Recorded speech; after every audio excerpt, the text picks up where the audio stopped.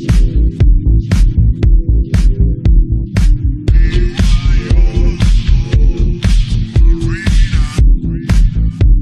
nothing that magicians love more than Episcopalians, which is why today I'm going to show you guys a clever card control. Yeah.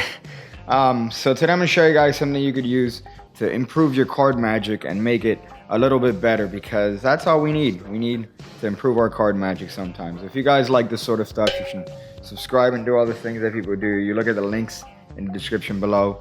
Join the Card Academy. Take you from a beginner to an expert in card magic, all for just $5 a month. $5 is stuff you find in your couch cushions or in your significant other's rectum. These are things that you could just pull out. So check that out if you guys haven't already. So as far as the card control stuff, I'm going to be using these super edgy Daniel Madison Saint cards, just because you know, I received these cards in the mail, and it's just there's just a lot going on with these. If you could read that, it says the patron of hopeless cases. All right. And things that become almost despaired of. God damn it, Daniel. You know, if it wasn't for the fact that you're super hot, I don't know what I would do. But these are going to be a perfect way to show you this very easy principle and card control. So for this, all my homies, yeah, y'all know what it is. You know about the Ace of Diamonds. So this card gets very cleanly put in the middle of the deck, somewhere lost. There's no breaks. You're not holding any sort of control, right? A lot of people think, oh, Piggy, you're just holding a break or you have some sort of crimp. No, that's not the case with this particular control. However, at any point in time, you could spread through the deck, and guess what? Because of your clever little secret, you should be able to cut the cards at any point and control that Ace of Diamonds right to the top of the deck. Or you don't even have to cut it to the deck. You could just use subtlety. And you could say, oh, sir, I want you to remember that you shuffled these cards. You mixed them. I had no ability to control them whatsoever because you shuffled them. And, well, of course, now the card's on top of the deck. So that's what it is. It's a simple card control. It's a simple way of controlling cards, and it's a little bit of a hot principle. People tend to overlook these principles because they want to learn new ways to do the pass, or they want to learn new ways to do all these weird fancy card cuts that end up showing people that I don't want to wait for all nights to be over.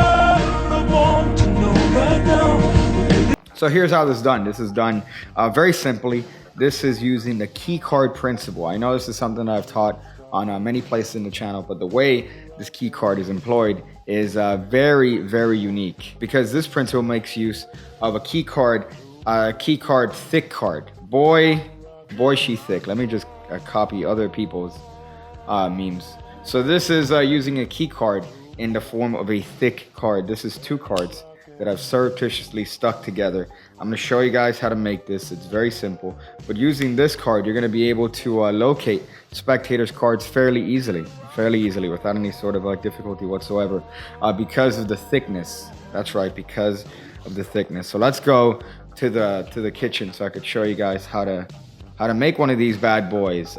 Zoom into the card and zoom out into the kitchen.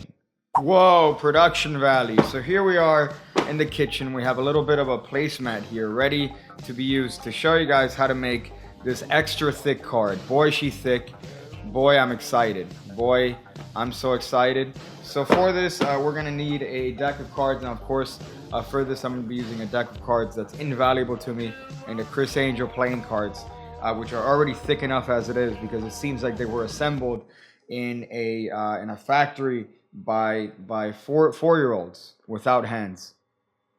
So we're just gonna grab any old two cards here. In this case, we're gonna grab let's see, some pointless cards. Why not the 7 and the 2 of hearts? That's fine. To show you guys how to make a thick card. Now, it's very simple to make, but it is gonna allow you to do a lot of stuff when it comes to card magic. So all you need for this is a jar of Nutella and a knife, some sort of knife, so you could do what you need to do. And there's a knife. All right, so we're gonna be doing this. I'm so excited. And later on, if we do encompass a little bit of a problem, we might need some Coke. But that's for later if we happen to come across one of the issues that could come up in making this. So for this, you're just gonna grab your Nutella, very simply, and you're gonna just scoop a little bit of this nutmeg goodness just onto a knife like this. I know it looks a little bit like poop, but you know what? Sometimes you just gotta grit your teeth and suck it up, right? And you're just gonna put a little bit of Nutella on the face of this. Again, not so much as to stain the sides of the card, but you're just gonna put a little bit of this Nutella here on the side. And I'm already watering at the mouth because I love Nutella. And when it starts looking like Grandma Mary's diaper, you're gonna insert the other card and just simply place it on top, creating a little bit of a sandwich. Now you notice when you squeeze these cards, it creates a little bit of a thick card now, right? So when you squeeze these cards, you're gonna notice that there's a little bit of Nutella on the edge there, right? You see that? That's fine. All you gotta do is just suck it up. Yeah. See, there you go. And now you have a thick card made with Nutella, and this card could go anywhere in the middle of the deck. You could keep squeezing the sides, by the way, to make sure all the excess Nutella comes out. Yeah, that's perfectly fine. Nothing wrong with that. Now, where the code could come in is that if you have too much Nutella popping out the sides, you're gonna need to drink some Coke to rinse it off your mouth. So I would suggest regular Coke because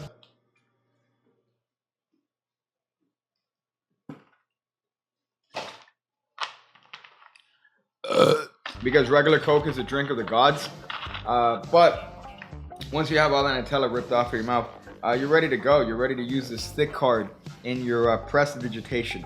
Now, luckily for you guys, Criss Angel cards are already, they already kind of look like shit. So the fact that if the cards happen to smear and the spectators see brown stains, they're gonna think, oh, those are just the standard Criss Angel playing cards. So it makes sense that it looks like somebody took a big old cheeseburger shit on the cards. So yeah, that's simple. It's that simple, and we're gonna go into how to use this thick card in the next segment. Oh man, look at that production value. If you guys aren't following me just for that, then you guys really are missing out on a lot of things. So now that you have your thick card, you could use this to control the spectator's card in a very efficient and fast fashion. The way that we do this is by placing your thick card on the bottom of the deck. You notice right now it's in the bottom of the deck. This card is extra thick.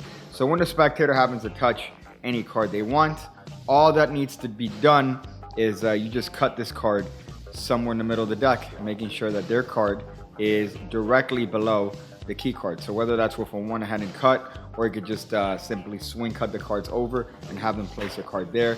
But you simply show that there isn't any sort of control on your end, that there isn't any sort of break. Everything's fair. You don't have to mention this, but it's explicit in the way that you're holding your hands in this weird sort of Jeff Goldblum style way. But at any point in time, you could spread through the cards and feel that there's going to be one thick card. There's going to be one card that's slightly thicker than the rest of them. You're going to notice it the moment you spread the cards, so don't worry about, oh my God, Piggy, I spread the cards and I don't feel them. You will feel the thick card. You can't miss it. So in this case, it's right there. So you're going to spread through that thick card, and you have a couple options at this point. Once you get to that thick card, you could either get a break below the thick card, and now you have control over the card that the spectator picked, because you could just control that card right to the top of the deck using your favorite quadruple undercut. In this case, yeah, quadruple undercut. You could control the card right to the top of the deck, or you could simply just cut the deck at that point in gesturing. So you could just say to the spectator, remember, you shuffle these cards. Even if they didn't shuffle the cards, you could just lie and they'll misremember it. So you spread through to the thick card. In this case, it's this very edgy card. And then you say, remember, you shuffled the deck, you mixed it. There's no way that I could have known the order before we started. There's no way that I can know the card you picked. But again, in that action, guess what? Their card is now on top of the deck. So you have two ways to control the card using this. You have just to spread through and get a break below it, so that now you can do whatever control you want. Or you could just directly cut at that card by spreading through, feeling the thick card, and cutting it right to the top of the deck in gesturing, of course, and saying, oh, you know, you really mixed this cards up. I have no idea how you shuffle the cards so thoroughly, sir. But you, in fact, have complete control over the card the spectator picked.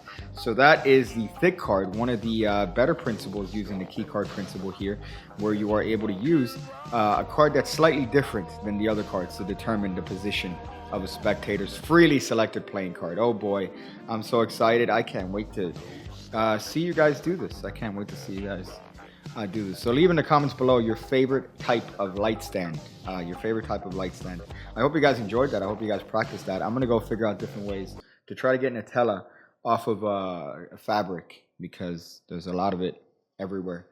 Some of it might be poop, but okay. When I see you again, when I see you again, when I see you again, when I see you again, when I see you again, when I see you again, when I see you again.